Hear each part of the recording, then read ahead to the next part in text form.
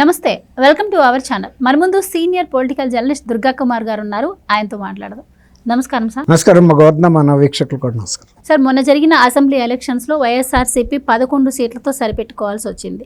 దాని గురించి మరి లోటుపాట్లు చూసుకోకుండా హడావిడిగా వాళ్ళ ఎంపీస్ వెళ్ళి ఢిల్లీలో ప్రెస్ మీట్ పెట్టడం జరిగింది. ఇక్కడ మా కార్యకర్తలు పెద్ద ఆళ్ళు జరుగుతున్నాయి. అలాగే మరి కూటమిలో బీజేపీ కూడా ఉంది. బీజేపీ అనుకుంటుందేమో రేపు ఏ బిల్లు పాస్ కావాలన్నా కూడా మాకు ఇప్పటికీ 15 మంది ఎంపీలు ఉన్నారు, 11 ఏమో రాజ్యసభలో ఉంటే మరి 4 ఏమో లోక్సభలో ఉన్నారు, మా అవసరం ఉంది బీజేపీకి అని చెప్పి కూడా ఆయన బెదిరించే ప్రయత్నం అయితే చేశారు. మరి ఆ ఎంపీలు ఇప్పుడు బీజేపీ ఎంపీలు కాబోతున్నారు అని చెప్పి న్యూస్ అయితే వస్తుంది సార్. మరి ఏం చెప్తారు? అంటే ఆ 11 మంది ఎంపీల్లో ఎంతమంది జంప్ అయ్యే అవకాశం ఉంటుందంటారు? ఏం చెప్తారు? ఏదైనా పార్టీ ఒక రకమైన ఘోర పరాజయం పాలైనప్పుడు దాని ఫలితాలు చాలా తీవ్రంగా ఉంటాయమ్మా. మనం ఇప్పుడు ఆంధ్రప్రదేశ్ కన్నా కూడా ముందు తెలంగాణలో ఒక సింపుల్ ఎగ్జాంపుల్ తీసుకుందాం. గతంలో 2013లో ఇక్కడ శాసనసభ ఎన్నికలు జరిగినాయి. అప్పుడు బీఆర్ఎస్ పార్టీ ఫుల్ స్వింగ్లో ఉంది. అధికార పార్టీ 2 పర్యాయాలు 2 టర్మ్స్ పూర్తి కాలం పరిపాలించింది. హ్యాట్రిక్ కూడా కొడతారు, మొన్న మోడీ గారు కొట్టినట్టుగా కేసీఆర్ గారు హ్యాట్రిక్ కొట్టతారు బీఆర్ఎస్ పార్టీ అని అందరూ అనుకున్నారు. వాళ్ళు కూడా ఫుల్ ధీమాతో ఉన్నారు. కాంగ్రెస్ పార్టీని అసలు వాళ్ళు లెక్కే చేయలే. కాంగ్రెస్ పార్టీ అనేది చాలా లైట్ వెయిట్. రేవంత్ రెడ్డి మనం అనేక సార్లు అరెస్ట్ చేసి అక్కడ మౌలాలి జైల్లో వేసాము. ఇతను ఒక లెక్క ఏంటి? అందులో మంచి మాటకారి కేసీఆర్ గారు, మాటల మాంత్రికుడు. ఆయన ఏ విధంగా అందులో తెలంగాణ ప్రజల భాష యాస తెలిసిన మనిషి. ఆయన మాట్లాడాడంటే ఇక మంత్రముగ్ధులైపోతారు, మెస్మరిజం చేసేస్తాడు తెలంగాణ ప్రజల్ని. అట్లా చేయగలుగుతాడు. అసలు అంతకు మించిన వ్యక్తి అసలు ఇంకా రాలేదు, పుట్టలేదు అనుకున్నారు. కానీ వాళ్ళ ఊహలకి భిన్నంగా ఆయన కాన్వాయ్ కూడా రెడీ పెట్టుకున్నాడు. వెహికల్స్ కాన్వాయ్ కూడా విజయవాడలో బుల్లెట్ ప్రూఫ్ కాన్వాయ్ కూడా. ఎందుకంటే నెక్స్ట్ టైము ఎలక్షన్ ఇప్పుడు జగన్మోహన్ రెడ్డి గారు కనుక వైజాగ్లో ప్యాలెస్ కట్టి రెడీగా పెట్టుకున్నాడు చూసారా, ఫర్నిచరు అంతా కూడా. ఇక ప్రపంచంలో ఎక్కడా లేని విలాసవంతమైన వస్తువులు తీసుకొచ్చాడు. ఇటాలియన్ మార్బులు, దాన్ని 3D ఎఫెక్ట్లో లేయింగ్ చేయటం. లేబర్ కూడా అక్కడి నుంచి వచ్చారు, వర్కర్సు అంత ఫ్లైట్. మరి అక్కడి నుంచి సైకిల్లో రాలేరు కదా.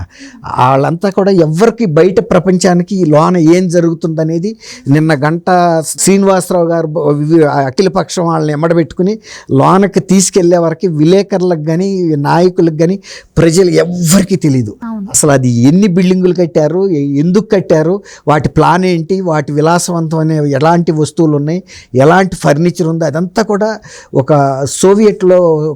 సోవియట్ గతంలో దాచేసని ఉండే.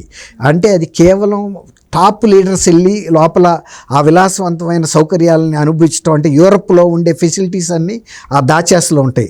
ఆ దాచేస్ అనేవి పెద్ద పెద్ద హైట్ గోడలు ఉంటాయి. అసలు ఆ లోనకి ఎవరు కూడా చుట్టుపక్కలకి ఎవరు వెళ్ళలేరు. మొన్న జగన్మోహన్ రెడ్డి గారు తాడేపల్లి ప్యాలెస్ లాగా ఆ చుట్టుపక్కలంతా కూడా నిషేధాజ్ఞలు ఉంటాయి. ఎవరు కూడా వెళ్ళటానికి కూడా వీలుండదు కొంత ఏరియాల లెక్క.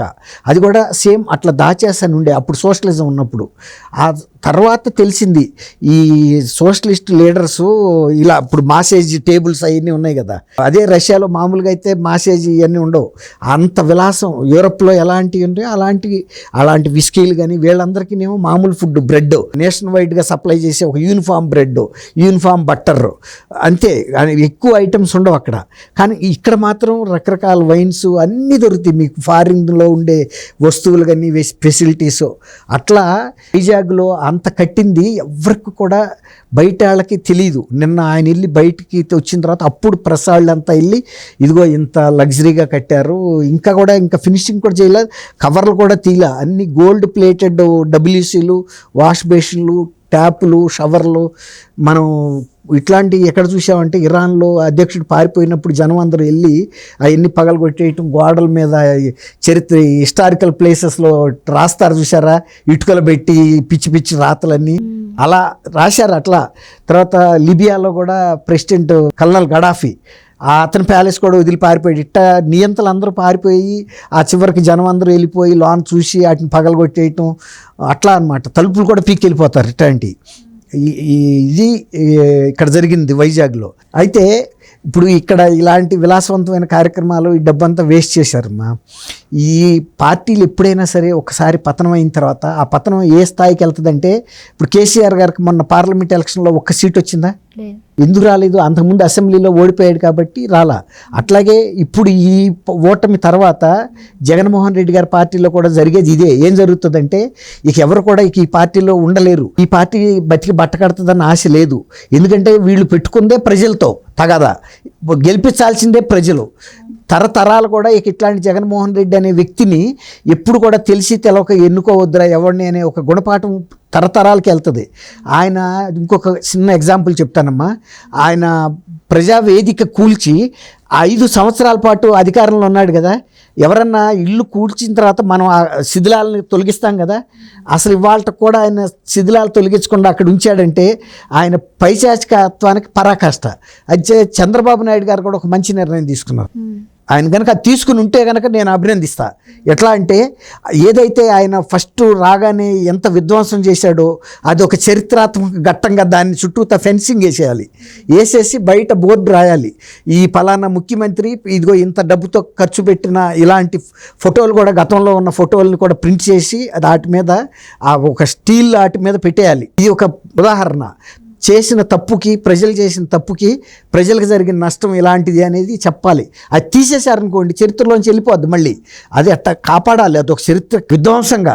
ఎప్పుడైనా పాజిటివ్ దాన్ని కాపాడతారు, నెగిటివ్ దాన్ని కూడా కాపాడాలి. ఎందుకంటే భావితరాలకి ఇది కూడా ఒక గుణపాఠం కావాలి. ఇప్పుడు ఆ ఎమ్మెల్యేలు కానీ ఎంపీలు కానీ ఇలాంటి వ్యక్తిని నమ్ముకుని వాళ్ళు రాజకీయ భవిష్యత్తు ఎలా కొనసాగిస్తారనుకుంటారు? ఇప్పుడు వాళ్ళకి కూడా కొన్ని వ్యాపారాలు ఉన్నాయి. ఇప్పుడు మిథున్ రెడ్డి గారు ఉన్నాడు, వాళ్ళకి చాలా పెద్ద పెద్ద సంస్థలు ఉన్నాయి. విజయసాయి రెడ్డి గారు ఉన్నాడు. విజయసాయి రెడ్డి గారికి పూర్తి జీవితం అయిపోలేదు కదా, ఇంకా మిడ్ ఏజ్లో ఉన్నాడు. తర్వాత ఈయనతో పాటు అక్యూజ్డ్ 2గా ఉన్నాడు. ఇప్పుడు బీజేపీ పార్టీ అక్కడ అధికారంలో ఉంది, రేపు వెంటనే దీన్ని చేపడుతుంది. ఆయన అప్రూవర్గా అయినా మారచ్చు, లేదంటే బీజేపీలోకి చేరిపోయి నన్నన్నా కొంత సేవ్ చేయమని కూడా అడగొచ్చు. ఎవరైనా ఎవరు ముందు తన స్కిన్ తను సేవ్ చేసుకుంటాడు. కాబట్టి వీళ్ళు బెదిరించారు కదా, మేము మా ఇది లేకుండా మీది కూడా ఇందులో పాత్ర ఉందని చెబుతున్నారు, మా కార్యకర్తల మీద దాడులు జరుగుతున్నాయని. అందుకు బీజేపీ గెలిచి గెలవగానే వాళ్ళు జాతీయ స్థాయిలో రాజకీయ పరిణామాలను అబ్జర్వ్ చేసుకుంటున్నారు. కానీ మీ కార్యకర్తల మీద దాడి చేయాల్సిన అవసరం వాళ్ళకి ఏముంది? మీరు పిలిపించారు, మీరు వెనక్కి తగ్గొద్దు. సజ్జల రామకృష్ణారెడ్డి గారు ఇచ్చాడు, జగన్మోహన్ రెడ్డి గారు కూడా మీరు స్లీవ్స్ పైకి లాగి పోరాటాలు చేయమని. అదే పోరాటాలు చేస్తున్నారు. మరి బహిరంగంగా మీరు ఆపమంటే ఆపుతారు.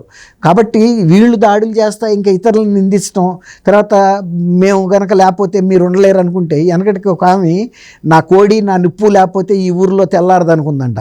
అందుకని ఆ రాత్రికి వెళ్ళిపోయింది, ఈ ఊరు వాళ్ళకి తెల్లారదని. పక్క ఊరికి వెళ్ళిపోయి అడిగిందంట ఆ ఊరు నుంచి వస్తున్న వాళ్ళకి, ఎరా బాబు మీ ఊళ్ళో అక్కడ తెల్లారిందా అని. ఎందుకు అవ్వ అడిగావంటే నా కోడి కుయ్యలేదు, తెచ్చేసుకున్నాను నేను, తర్వాత నా నిప్పు కూడా నేను తెచ్చేసుకున్నాను, వాళ్ళు ఎట్ట బతుకుతారా అనుకుందంట. కోడి కుయ్యిపోతే తెల్లారకుండా ఉంటుందా? ఆమె కోడి తెల్లారుతుంది అనుకుంటుంది. ఈ కోడి మూలన జనం లేస్తున్నారు, తెల్లారుతుందని. అట్టగే ఇప్పుడు ఈయన లేకపోతే బీజేపీకి గడవదనేది ఏమి ఉండదు. బీజేపీ నిన్ను నమ్మి పార్టీ వాళ్ళు కూటమి కట్టుకోవాలా, అందులోకి తెలుగుదేశాన్ని తీసుకోవాలా.